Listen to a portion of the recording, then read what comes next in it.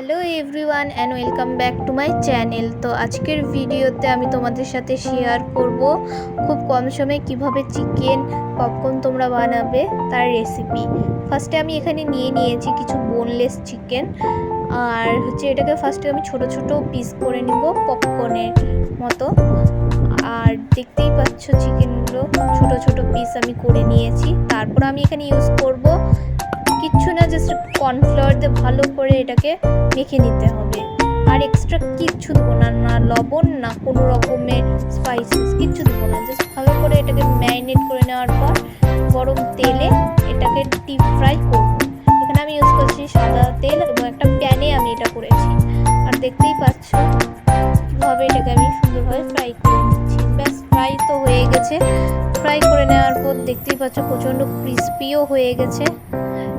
আর যখন তেল থেকে ধোয়া উঠবে তখনই তোমাদেরকে এটা দিতে হবে পপকর্নগুলো। আর ব্যাস রেডি আমার পপকর্ন, চিকেন পপকর্ন।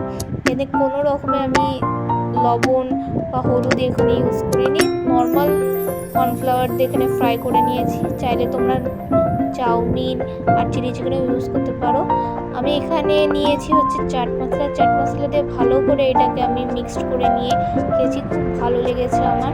তোমরা চাইলে তোমরাও এটাকে বানাতে পারো, ভীষণ মজাদার খেতে।